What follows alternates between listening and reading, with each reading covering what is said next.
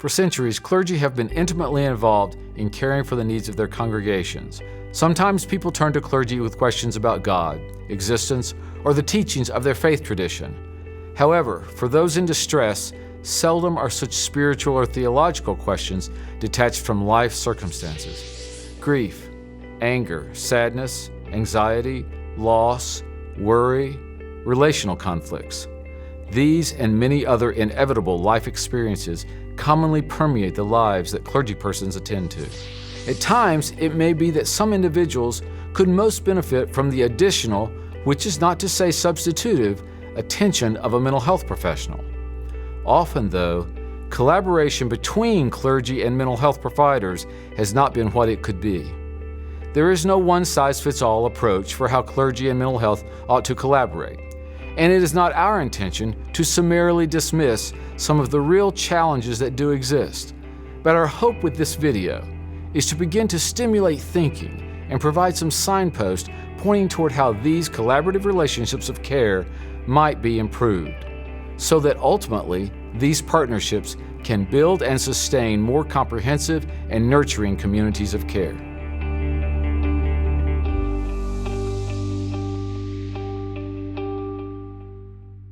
Hello, I'm Father Bill Cantrell, and I serve as Associate Director of Chaplaincy for Mental Health and Chaplaincy and the Department of Veterans Affairs. You are viewing the first of two videos created to encourage your consideration and exploration and to foster discussion between you and your peers regarding how you might, as leaders of faith communities, create and sustain a welcoming spiritual home for those with mental health problems. Through the years that I have served as a parish priest, as a chaplain in the Navy, and in clinical settings, both medical and in mental health, those who have come to me for help come looking for a reason to hope again.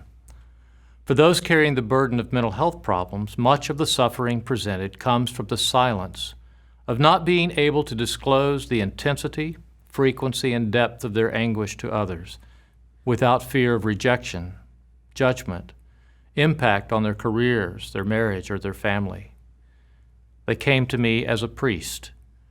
They trusted in the confidence I pledged in my ordination.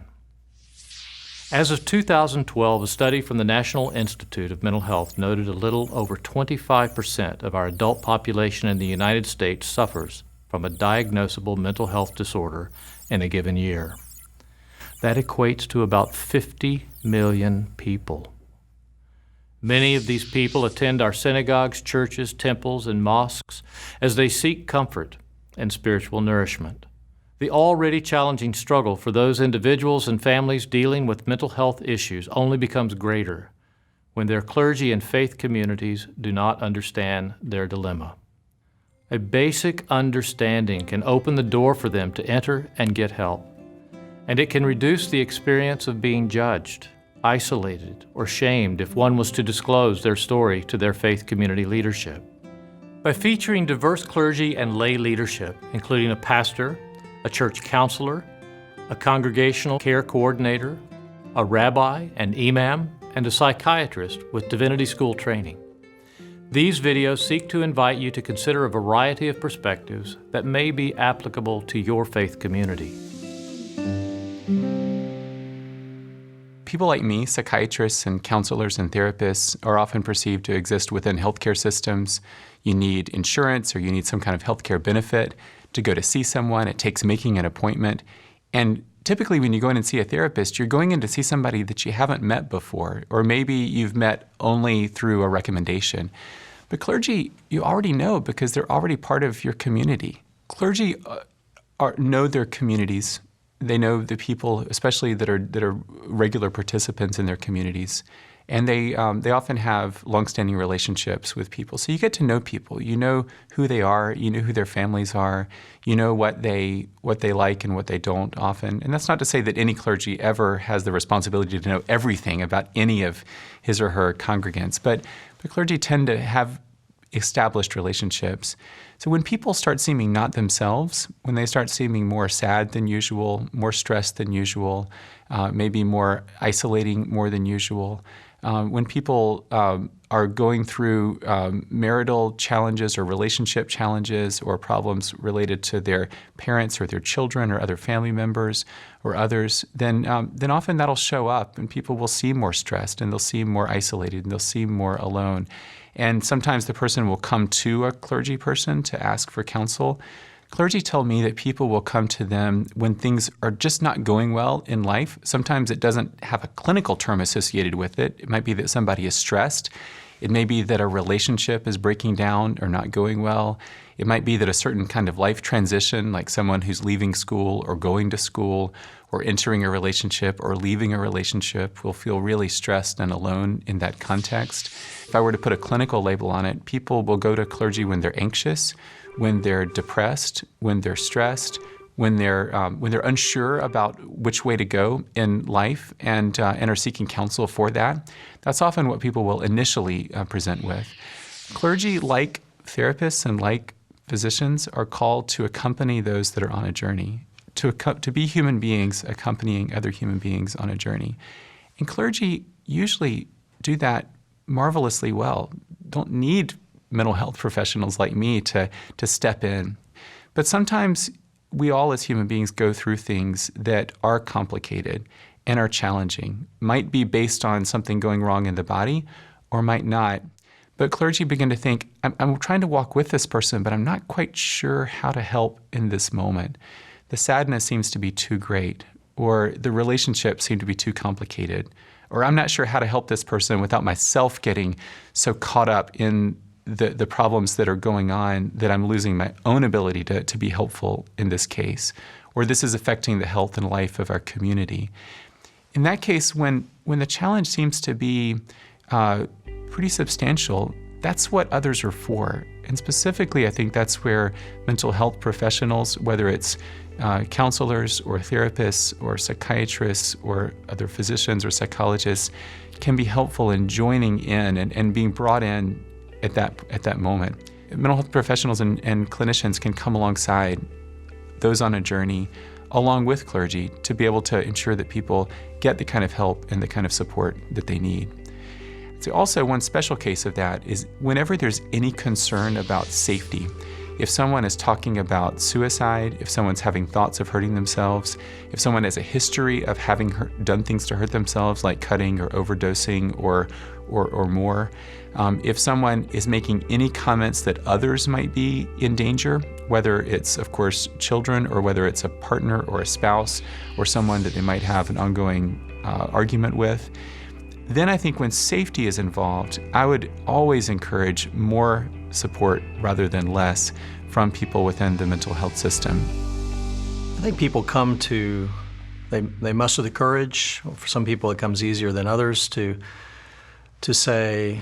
ask for time to talk with a pastor or clergy for lots of different reasons. I think one of the things that seems clear from my pastoral experience is that people will trust you based on their other experiences of you, not in a sort of a conversational posture. So if you greet them or learn their names, they might then take the risk to come see you. But even if you don't have the prior relationship, there's the power of the office, I guess. People have varying ideas about what a pastor is or what clergy are supposed to do. For some people, that's negative, and they've heard stories, or they've had experiences, or the family has sat around the dinner table complaining about the pastor. Those folks are not likely to come to me. But there are many, many others who I think respect the office. And in my upbringing, I didn't think much about the office. But by the office, I mean the fact that this person is in the pastoral office, has that mantle of God's authority. There is a hope in many people that perhaps this person can be of help to me. And so they're willing to take that risk.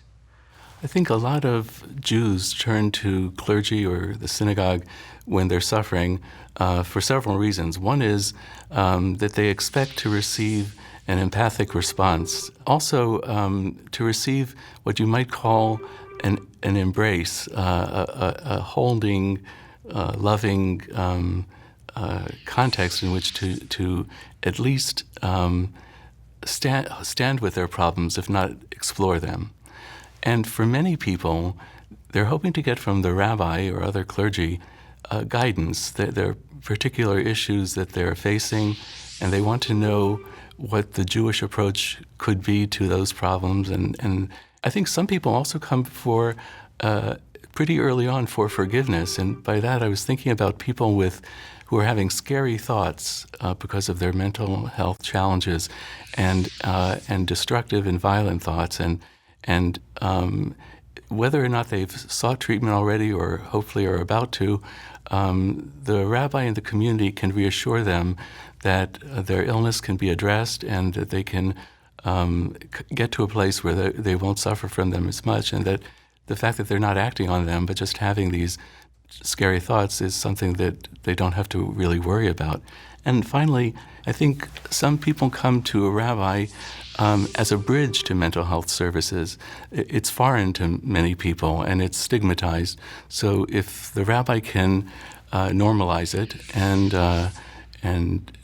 even describe it in Jewish terms as taking responsibility for yourself, I think that can help a lot of people. I feel that people turn to clergy because in many people's worldviews, they view that clergy have a direct connection to God. And because of that, there's a trust that's built. If this person is connected to God, and if God is indeed in control of all my affairs, and this person is trying to live a life of righteousness and ethics and morality, then it's logical for me to turn to him or her. And oftentimes, it goes beyond spiritual needs, right? In the Muslim community, for example, 17% of Muslims, when they go for mental health counseling, will go to their imam. So what that does, it puts the spiritual leaders in a position where they better get prepared and better start studying and learning about mental health, and knowing that they're not going to become licensed psychiatrists necessarily. However, they need to build a network. Most of what I have learned in terms of relational engagement with people with problems did not get its start in seminary. It's come as a result of on-the-job training, if you will, or learning and processing and going to people, trusted counselors, therapists, friends, other pastors, describing in the abstract, what would you do in a situation where somebody comes to you? Somebody might come and speak to me about her mother-in-law.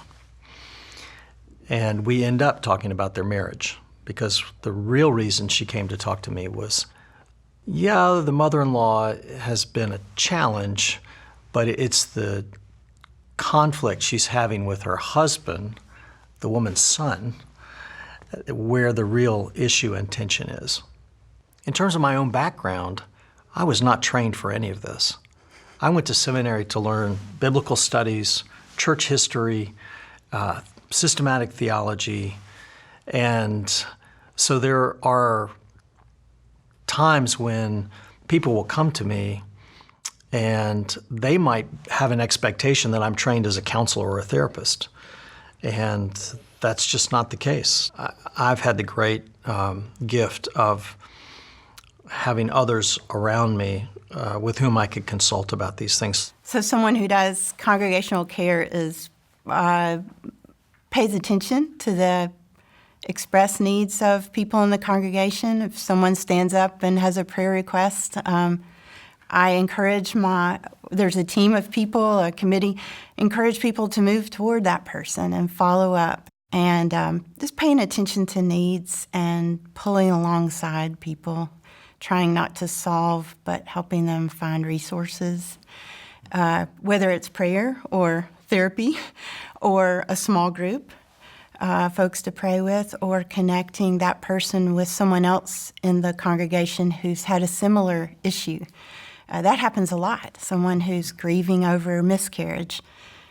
I know of several people who've had miscarriages and have said, I'm willing to talk to that person about how this is affecting her marriage and how this is affecting her physically. And so a lot of it is connecting people who have stories with other people. And of course, when I'm doing it best, I'm actually not doing all the work. It's accessing the resources in our congregation. As program staff, pastoral staff at Blacknell, sometimes we are the first people, someone who might have mental illness or wonder if they need help. These people might come to us first. We might be the first people they tell that they are struggling. Examples of this are wondering if they have symptoms of depression or panic attacks or have a relationship problem or have sexual problems, have problems with children. And what we might hear as someone comes in and closes the door is a combination of confession, asking for help, just asking for somebody to listen. Someone comes and is telling us of an issue, and what Alan has taught me to do is pay attention to tears. Instead of assuming I know what the tears are about, I'll ask, what are the tears about? And then just keep following what I hear. I'll ask about, how are you able to function in normal life, or is this impairing you in your job? And it becomes clear during our conversation.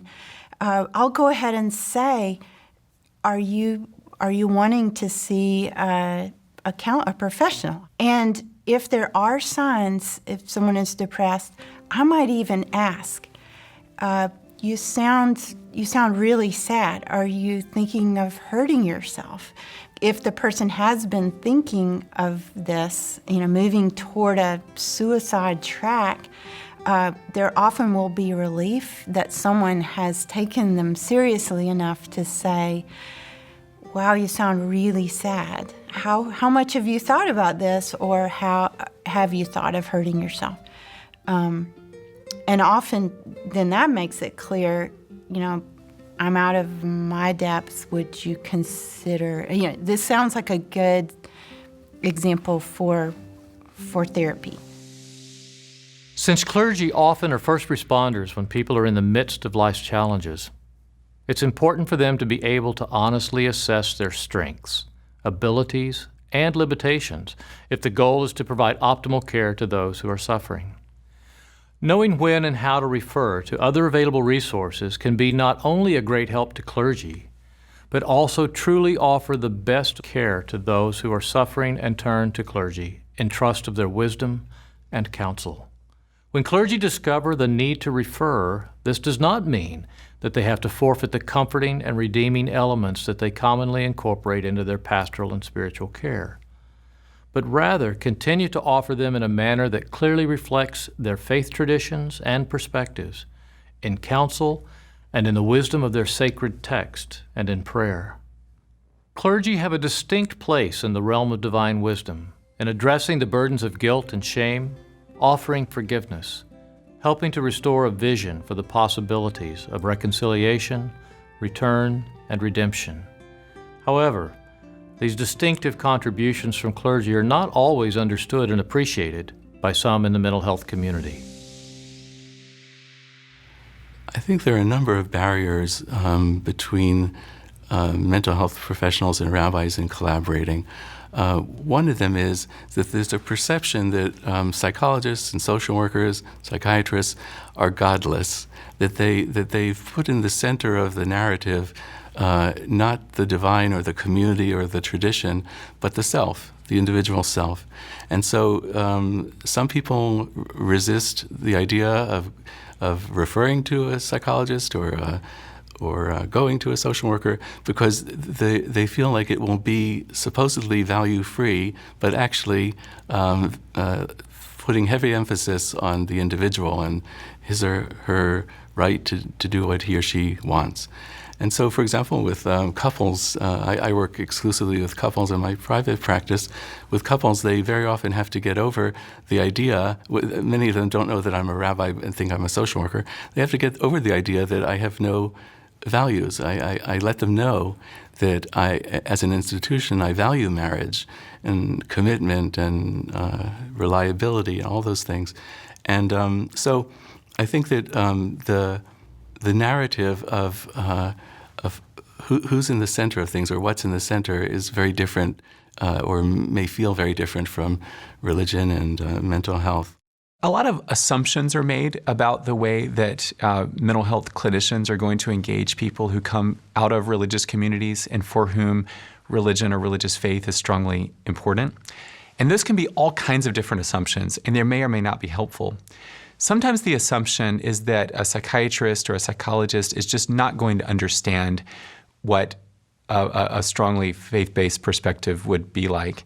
And there's some evidence that that might be true in some cases. We know from survey research that American psychiatrists on the whole are less religious in their self-identification than the U.S. population as a whole, and even than the group of U.S. physicians as a whole. U.S. psychologists are even less religious than psychiatrists. So there's a disconnect between the religious self-affiliation of at least psychologists and psychiatrists and often the communities that we treat. But it's not necessarily so. The fact that a psychiatrist may not come out of a faith community doesn't mean that he or she isn't deeply sympathetic or can't be deeply sympathetic to the specific kinds of needs of those who are deeply integrated in faith communities and for which faith is deeply important. It just depends. And you can't know apart from clear, straightforward communication on both sides without making assumptions. I speak as a Christian theologian, and I'm pretty aware of how American Christians in the last 100 years have thought about psychiatry and psychology. Always, really from the earliest days of psychiatry and psychology, dating back to Freud and his contemporaries, there have been some pastors that have been deeply appreciative and interested in engaging with whatever was coming down the pike with regard to psychiatry and psychology. In seminaries for most of the 20th century, many clergy were trained in whatever the latest models were in mental health. But there have always been a lot of Christian clergy who've been deeply sympathetic to the mental health professions, who've been eager to work on destigmatizing, who've been eager to collaborate with clinicians, to make referrals, to work on talking about mental health within their congregations. There's also a huge movement, especially within evangelical Christianity, that's been much more skeptical of some forms of psychiatry and psychology. That in part comes from perceptions that Freud himself was against religion, and there's certainly some truth to that. Also, American behaviorism that really gave rise to our modern discipline of psychology was in many ways a way of thinking that wasn't in its initial forms friendly to faith traditions or people of faith. And so there's the perception that psychiatry and psychology are somehow secular disciplines that are somehow opposed in some ways to the goodness of who we are as Christians before God. That itself has different strains associated with it. There's two major strains that really started in the middle part of the 20th century and continue to this day. One strain is what we might call integrationism. And these are people who, Christians who deeply felt that the Bible was to be a source of wisdom, but there was also deep wisdom to be found, especially within clinical psychology. And that continues to this day. So a lot of people who advertise themselves as Christian psychologists continue in that integrationist strain. There's another very large movement called biblical counseling that has different names and different communities associated with it. But this emerged from folks who not only were skeptical of psychology, of secular psychology, but they were also skeptical of these integrationists. They thought, psychology itself is so deeply participates in these secular principles that we really need to get back to the basics. And for some of the earliest and most prominent spokesmen in this field, it was looking at the Bible as a source text for counseling, and the pastor, not the therapist or the psychiatrist or the clinician, as the primary counselor. So pastors often get taught in seminary in some places and in some ways to be somewhat suspicious and skeptical of mental health systems. And then this kind of hits the road when people are in a church context or in a faith community context, and someone with serious psychological, emotional challenges presents. How does the pastor then respond? Is it only by looking at Scripture, or is it also by collaborating with different clinical systems? So there's deeply historic structural challenges that sometimes serve as barriers. Integrating mental health and pastoral care includes both complementary and competing approaches. As mentioned in the beginning of this series, our hope is to prompt thought and conversation about how to best care and support the quarter of our population that suffers from mental health problems. Every story presented to clergy in times of distress presents the challenge of discernment as to where they can contribute through counsel, prayer, forgiveness, comfort, and in the cases where there may be concern of significant mental illness, who they can trust as partners in the care of these children of God. Some clergy have been fortunate to have staff to help in this process, yet most are left to their own assessment. Now let's listen to Dr. Monique Gadsden, a church counselor in Decatur, Georgia. Upon completion of my master's graduate training, I did not know what to do with everything that I had accomplished in school. So I sat down with my pastor at the time and just told him what I felt my burden was, my call, and if there was anything that I could ever do within the church setting, I was more than willing to assist him wherever needed. He recognized that a lot of his appointments, when people would schedule time with him, were a result of people needing counseling. And he recognized that the majority of his scheduling surrounded issues of counseling. So he did ask if I would be brought on as part of the staff, and if that part of his schedule could be lifted and kind of transferred to me, if you will, it would help eliminate some of the stressors and free up some time for him, and also give him more time to do what he is called to do, and that is study and preach and teach the word. So that's how I came on staff at the church, Beulah Baptist Church in Decatur, where I work now. Been there for 14 years. I'm in a unique situation in that the church is predominantly African American. And specifically as it relates to African American denomination, there has been a history of mistrust when it comes to mental health clinicians. The church is a fairly large church. People would think that my calendar stays full and booked all of the time, but that's not necessarily the case. And that's simply because people are having to become comfortable with seeking out mental health services when mental health services are indeed needed. I do believe that with each individual referral, with each individual encounter, it invites an opportunity to have a larger discussion about what it is that we can do systemically to, again, make mental health issues more normalized, if you will, in the faith community. For example, perhaps it would be a good idea to start a support group ministry within the church so that people who have shared experiences, either it be divorce or grief or veterans who are dealing with PTSD and dealing with re-entry into civilian life, then there becomes this larger community that organizes itself into smaller communities where you can bring about people who have shared experiences. And that can be a place where people feel as though there's a place for me to belong. There's understanding, there is compassion, there is encouragement, which are supposed to be natural byproducts of being a part of a faith community anyway.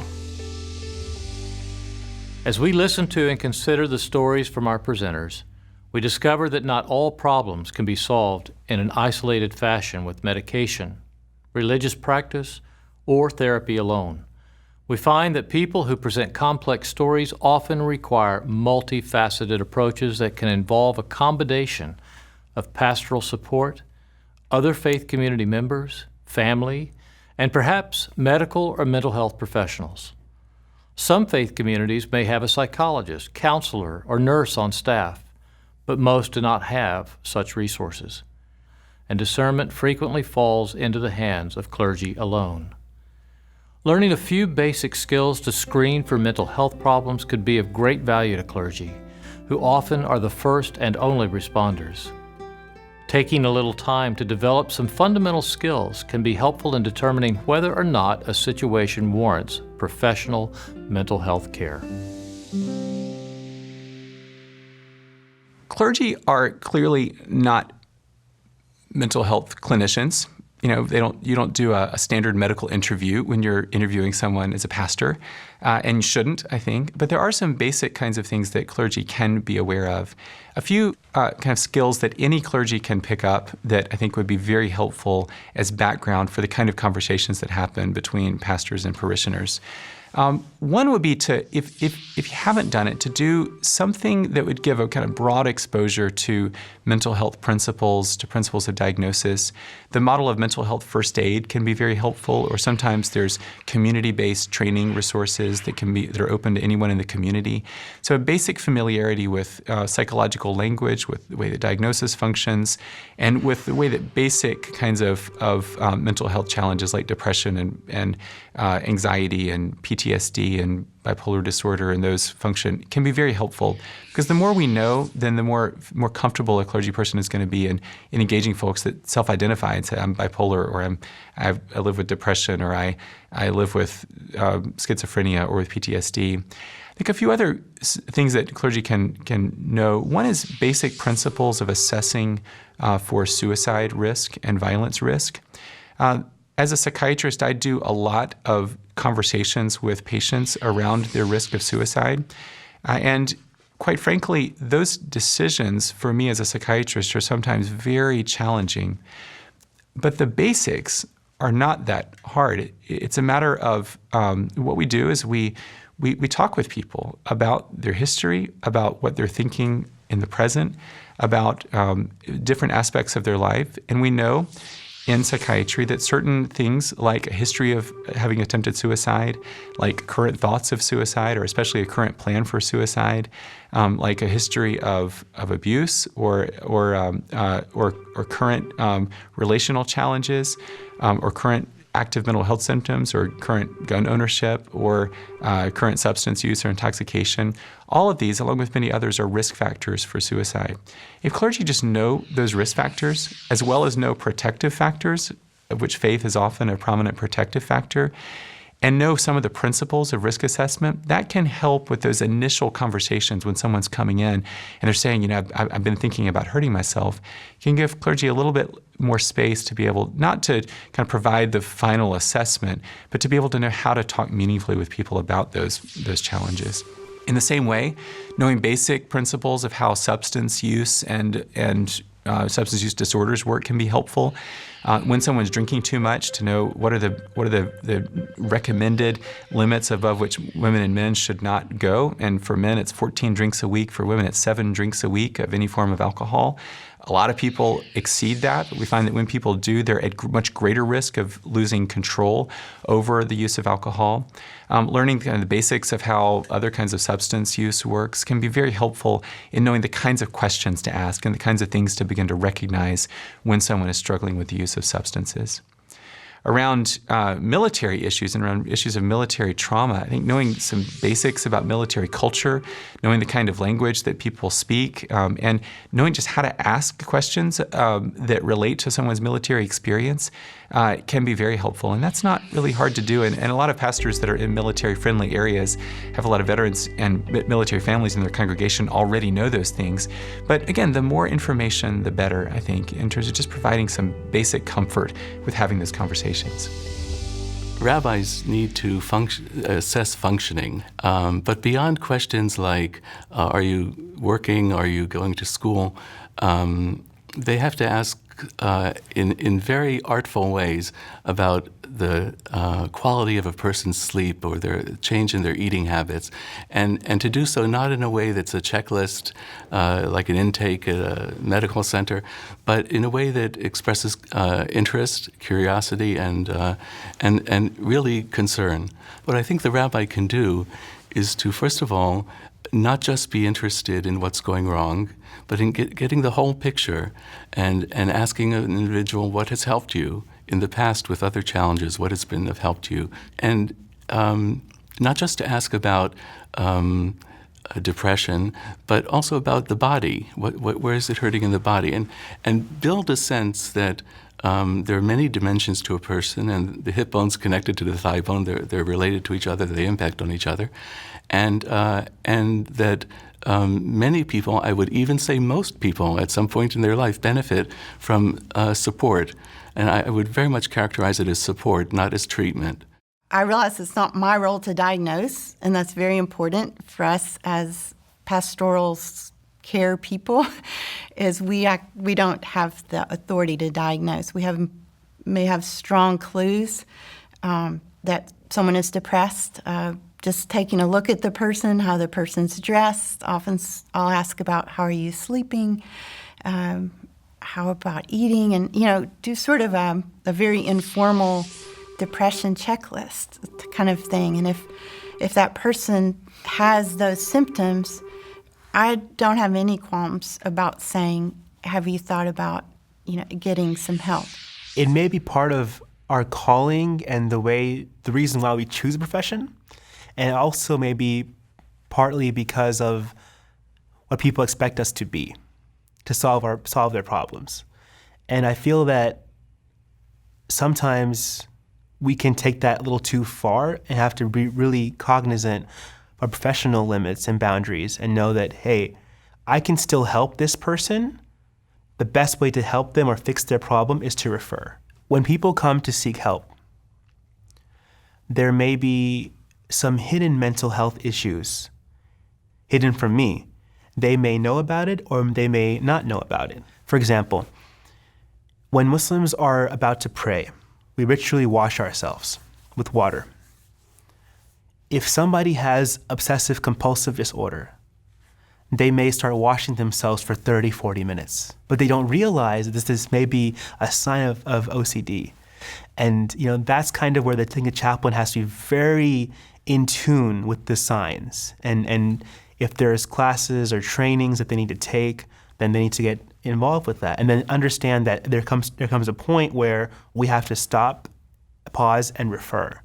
And it's not about me, it's about the service. I think that's really important for aspiring clergy to try to internalize as early as possible.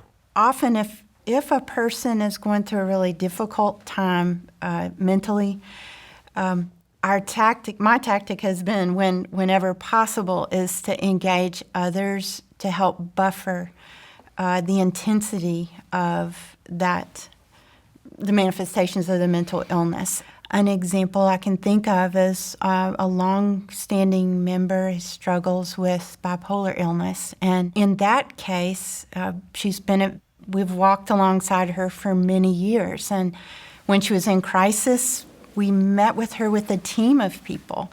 Alan was there, I was there, a wonderful friend who's a retired social worker was there, and then an accountant person. So we formed a team, and over the years that person has gotten better. And now we meet for coffee and celebrations instead of a kind of crisis management.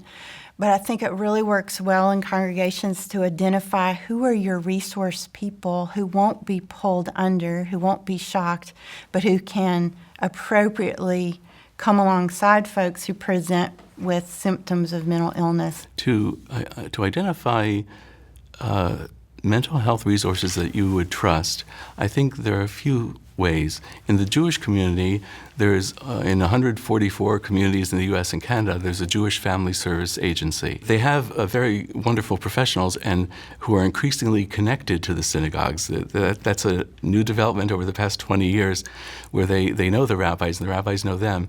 So that's one way, is it to really meet with agency people and meet with and know the lay of the land. I don't know what people call a Rolodex anymore, but to develop a Rolodex of both programs and agencies and individuals who have specialties in whether it's domestic violence or bipolar disorder or whatever challenge people are facing.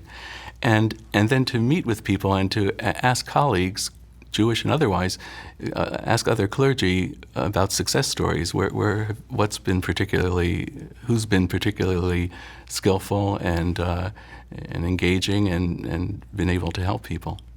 Some potential roadblocks that I run into when I want to refer out people who come to me to other services are maybe a lack of therapists, mental health professionals, psychiatrists, psychologists in the area who are culturally competent. And it's very difficult sometimes to ask someone from a different culture to go to someone from a different culture. If you can get to the point where you've convinced them to actually go in, you maybe even walk them or make the reservation with them and they're actually going to go. If the first session is offensive, maybe turned off from the entire service in general. And this has happened. I've referred, or I know Muslim students who have gone to secular counseling opportunities, especially on college campuses, and from the first session, they feel that the counselor is projecting their stereotypes upon the Muslim individual. Maybe they're a Muslim woman who wears a veil, and they're thinking, oh, she must be oppressed, I'm going to liberate her.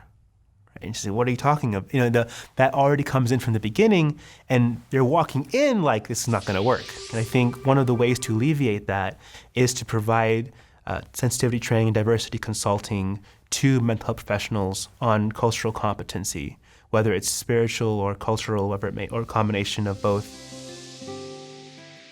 With some basic assessment tools, clergy can become a more valuable resource to those who turn to them with diverse and sometimes complicated stories.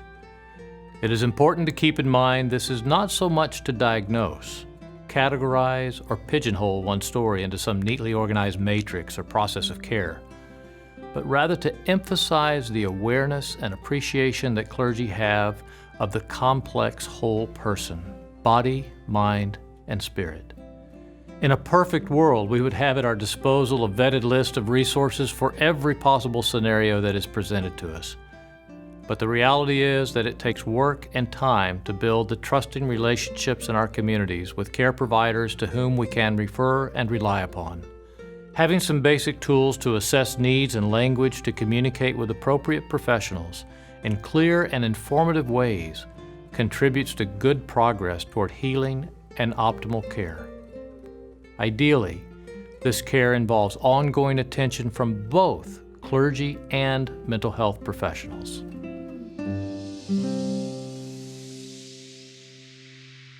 Another question is when people are actively in treatment, maybe somebody does have a doctor or a psychiatrist or psychologist or therapist that they're already seeing, and then the question becomes like, how can the pastor helpfully coordinate with that person? I would say, first of all, that coordination always needs to happen through the person who's seeking help. It should never happen, except for emergency situations, it should never happen without that person's knowledge or consent. For a number of reasons, but mainly having to do with the degree to which the person's willing to trust himself or herself to the pastor and to the therapist. If any of us feel like our most deeply vulnerable conversations are not kept in some degree of confidence and can be spread out to anybody, that's going to reduce our willingness to be vulnerable in those spaces. But many people who are seeking help actually want their pastors and their therapists to be in conversation with each other, or at least would welcome that, and certainly don't want there to be the perception that that can't happen. So a number of practical ways that can happen is one, a patient can, or a client can sign a form that gives permission to the healthcare practitioner to be in contact with his or her pastor. That is always appropriate if the person initiates that and has that conversation with a therapist. Sometimes therapists will take a verbal consent in that regard, but anybody in healthcare is going to be very leery of sharing anything confidential about a healthcare situation without the express consent of the person who's in treatment. And that's appropriate. But with the consent, with the blessing of the person who's seeking help, there's no limit to the kinds of conversations that can happen.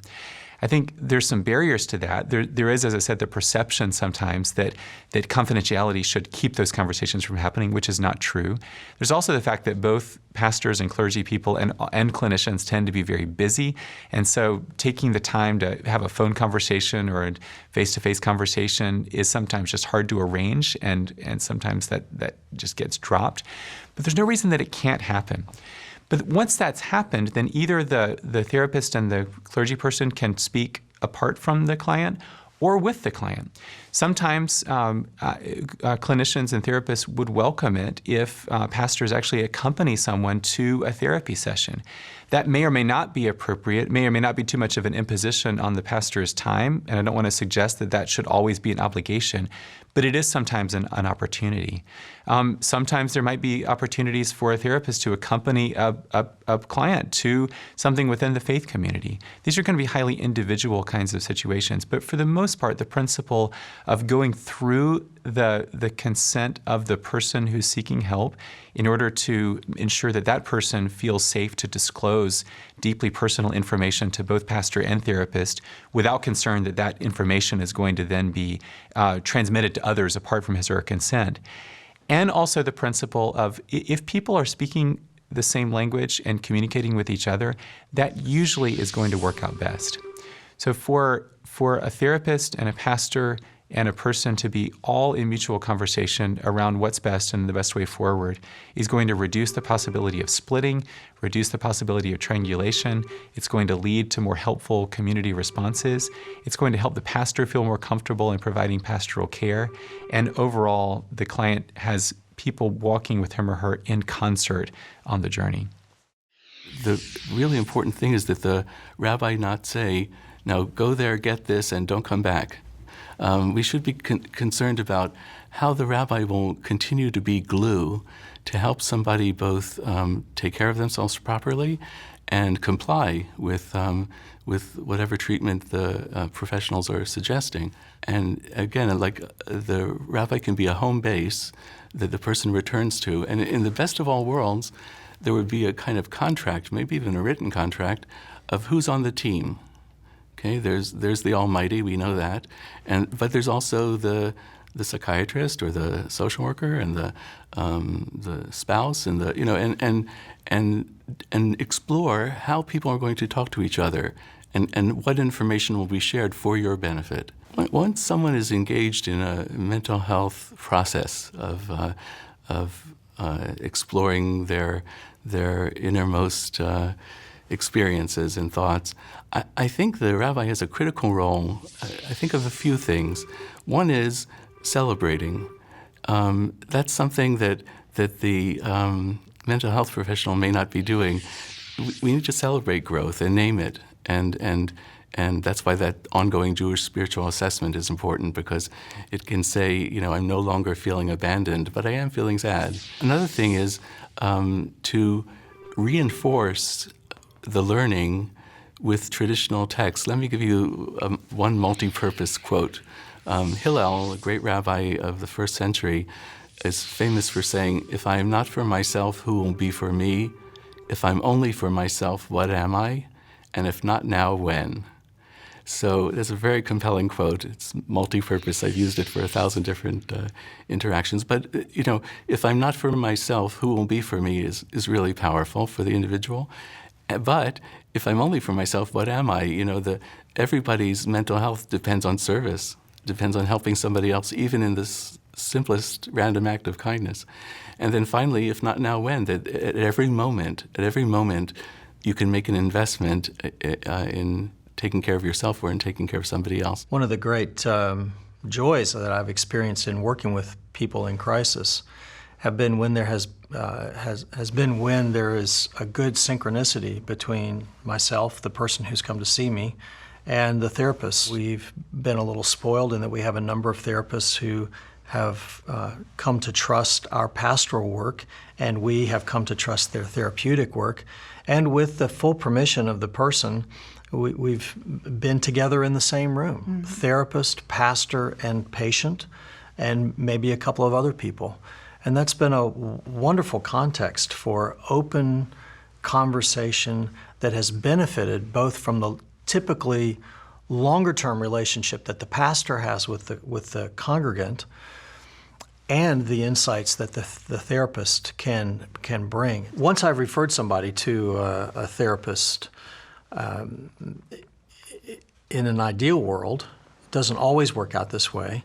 I think my responsibility is to follow up with that person, not to duplicate the therapy or to correct the therapist, not in any way, but to check in with the person and let him or her know that this in no way changes our relationship. I think it really becomes important at that point for me to encourage and support, as opposed to giving a signal like, well, okay, I've washed my hands of you because you're now in the therapist world. I want to be with you to give you support and encouragement, and I mean that in the literal sense, to encourage, to give courage to people to continue to move. Because when people are engaged in a therapeutic relationship, that's hard work, that's exhausting work.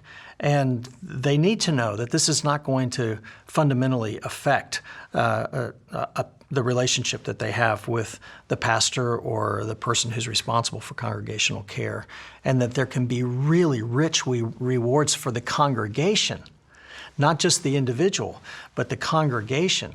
Some of our best people in terms of our congregational support system are those who are coming out of their own brokenness and have a story to tell. That gives them credibility that I don't have. In spite of the fact that I have the title of pastor, people are inclined to trust someone who actually can identify with their own pain, with their own circumstances in life. I believe that the relationship between clergy and people that come to them is eternal. Once it begins, it doesn't end. Even if I refer someone to, let's say, a psychologist in the area, I will tell them that I'm referring you to them for this certain reason. But it doesn't mean that you and I, the relationship that we have going forward, ends today. If you want to come back and connect with me, that's totally fine. If the psychologist wants to call me and ask me for some advice on certain issues relating to Islam, not necessarily about you, but generally about Islamic tradition, I'm willing to do that as well. But I don't want to disclose what you and I have said unless you say that it's okay for me to do so. But I want to make sure that you understand that even though you've moved on to this person for this certain issue, in general, I'm still with you and want to walk that path with you.